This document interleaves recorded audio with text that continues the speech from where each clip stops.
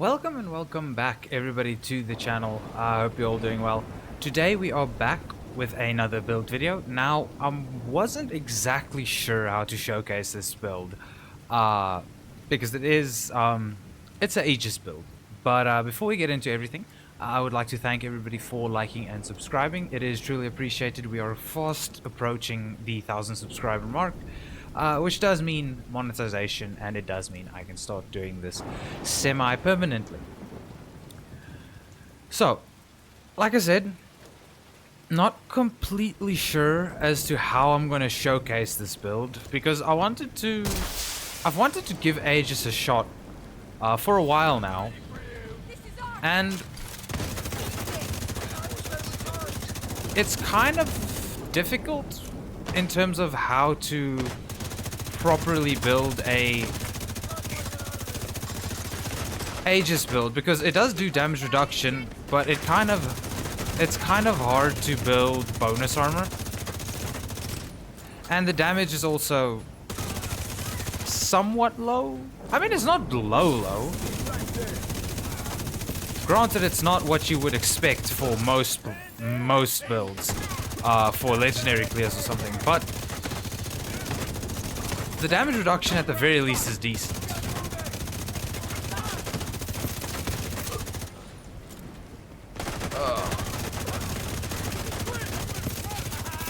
The shield's gonna break, which means I'm gonna be stunned, which I don't want to be stunned. Okay, let's pop a healing pack.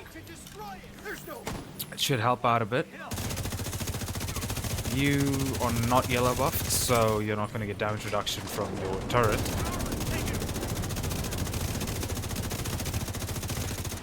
Don't mind the internet. It was fine earlier today. Now it's a bit, as you can see, unstable. Burst damage does pop in bursts, but it's not the biggest issue. Now, granted, this build will do a bit more damage if you don't have the world event active, because we are. Oh my, where are you? We are losing some damage on blue enemies.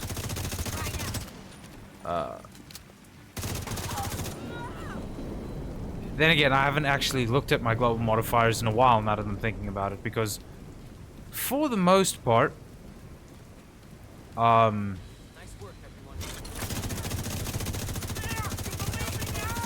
I've been very busy, so I usually build a build, and then, or I build builds, do prep work, and then do recordings like a few days later, and at that point I've completely forgotten most of what has been happening.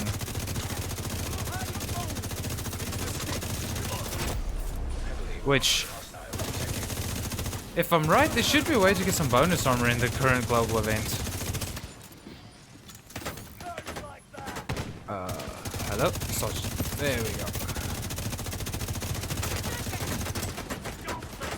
I don't know this for a fact, but I have to say it kind of feels like the damage reduction does apply to your shield.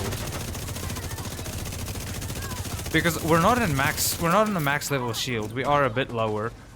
And the damage doesn't feel, or the damage we take doesn't feel quite as much as usual.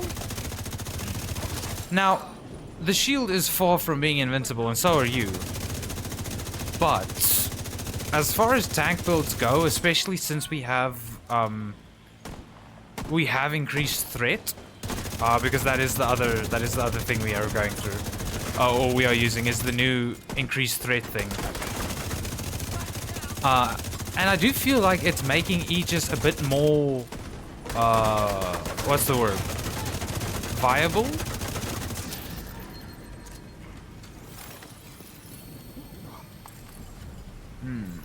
Okay, let's focus on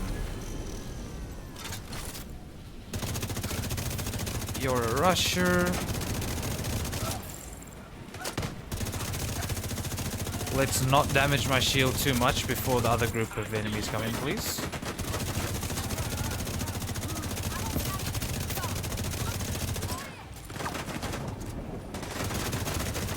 I have to say the lag's making it a bit harder to play, because I'm not really ever sure where enemies are. And then the gun just doesn't work at times. But I guess that is just the life we live in South Africa. Other side. Oh no, don't you even... Don't you even think about what you're trying to think about.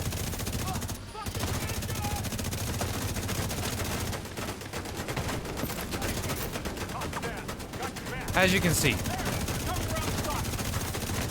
shields are far from invincible. But it is, in fact, pretty damn powerful. Oh, hi.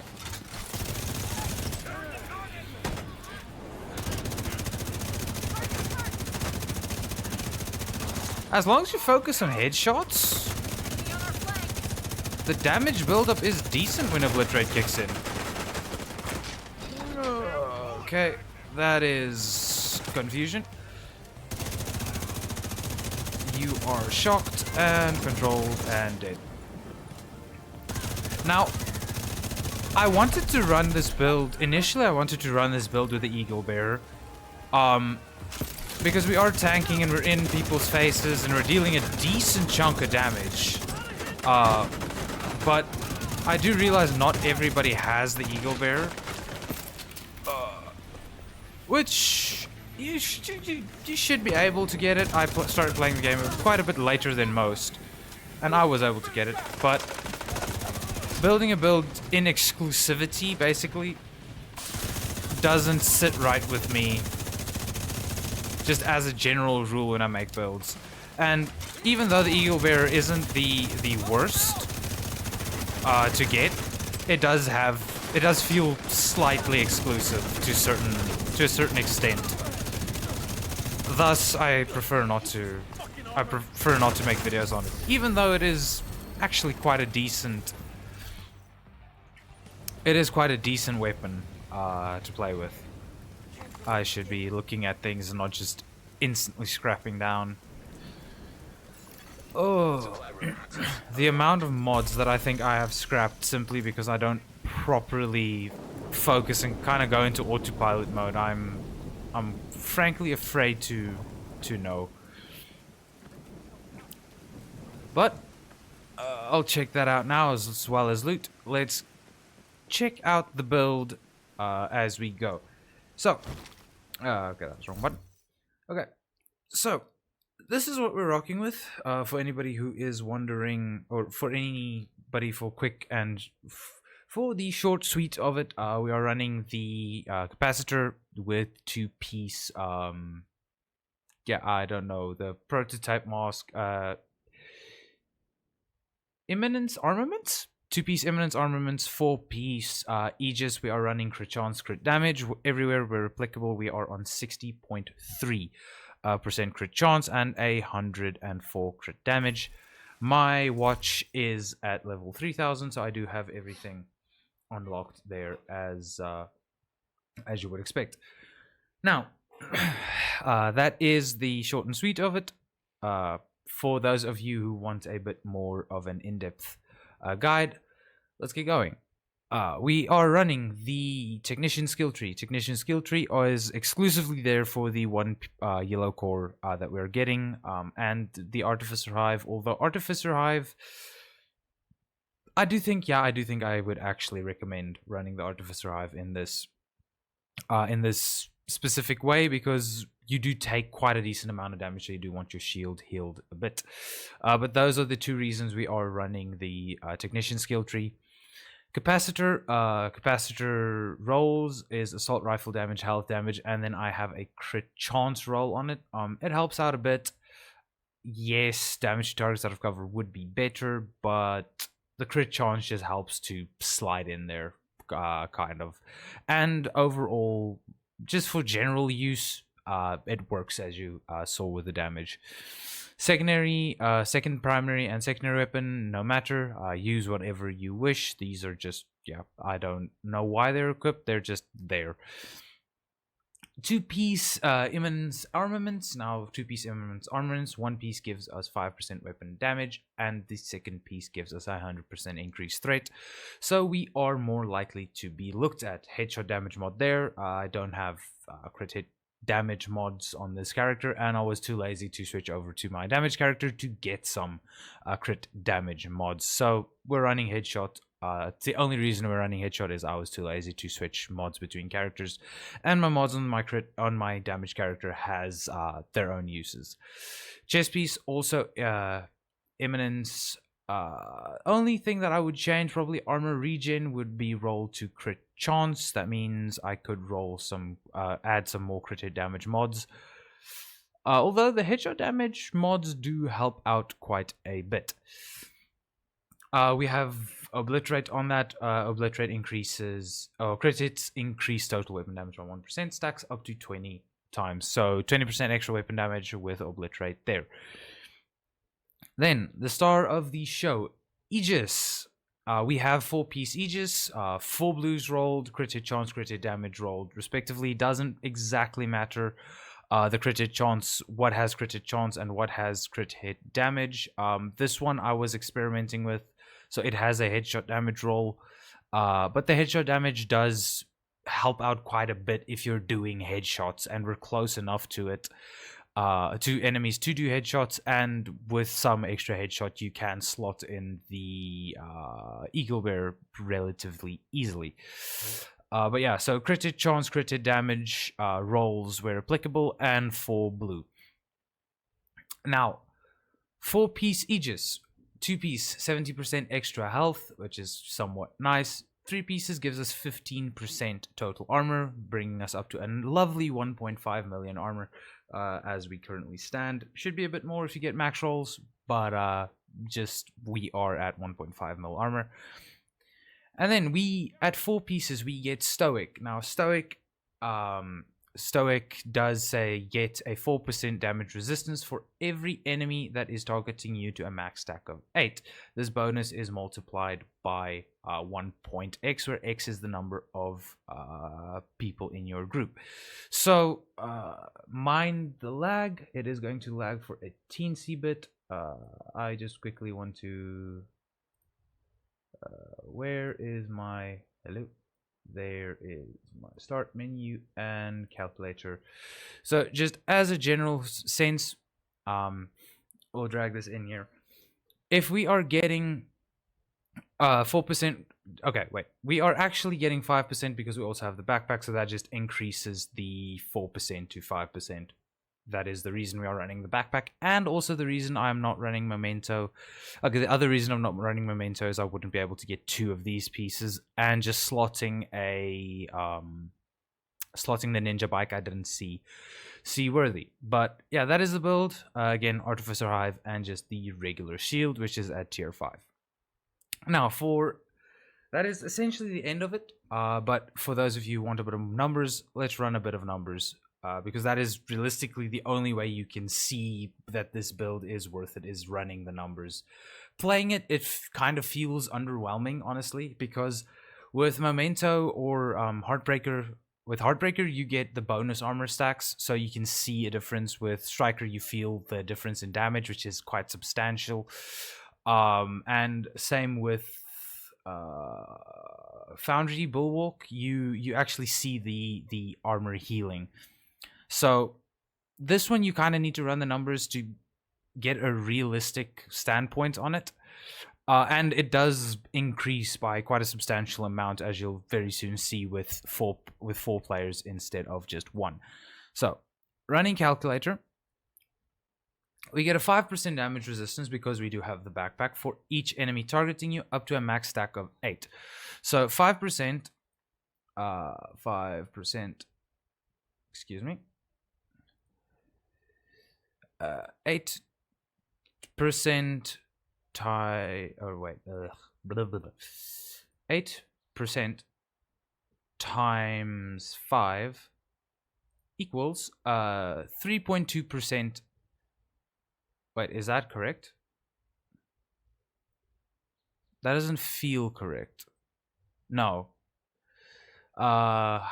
I'm not quite sure how you run that, but okay, it is 5% damage resistance up to a max stack of 8. So, oh yeah, that's how you do it. So 5%, so it's essentially just 5 times 8 equals, it gives you a 40% damage resistance because it is 5% up to a max of 8 enemies. And then this effect is multiplied by 1 point x, where x is the amount of people in your group. So assuming you have 4, so it is 40 times 1.4 equals a 56% damage reduction. So you're just taking half the damage. Now you could go ahead and roll elite protection from elites. You could take out these headshot mods because I am achieving it without it, or I am achieving my damage potential. And you could add protection from elites. Now adding 2 protection from elites would push you up to essentially 70%. Now the only thing that I do not know, and I'm not quite sure how to test it, is if you're looking at stats and you do look at your protection from elite stats, it is okay, it doesn't say, but it is generally capped to, I believe, 70, if I remember correctly. It doesn't, protection from elites does not go above 70%, but this is just general protection or damage resistance. So it's, yeah, it's different than it is a different thing, or a different stat than protection from elites. So it does, I do think it stacks up. So you could probably get 100% protection from elites, or very close to it, if you have protection and that. Alternatively, what you could use, if you're not too into the obliterate and you don't mind losing some more damage, you could add this, which pushes you from 50 to 70. Yeah, it pushes you from 58 to 70, 80% damage resistance as long as you're close to enemies. But if you do in fact want to run it with the provocateur, it might be a good idea to run something like Lady Death, that does give you quite a good chunk of crit chance, but also gives you a decent amount of weapon damage, because each round fired consumes a stack, amplifying weapon damage to 75%. So this is a 75% damage increase. You do have a bit lower base damage, but you could do that to supplement in some extra damage if you do want to run provocateur. And the SMG also kind of forces you to be in the face of enemies, which, as you saw, I mostly am regardless, as is the life of a tank build. But yeah, that is all I have for you. I'm also done ranting. I don't think there's anything else. Yeah, so thank you guys so much for watching, and I will catch everybody in the next video.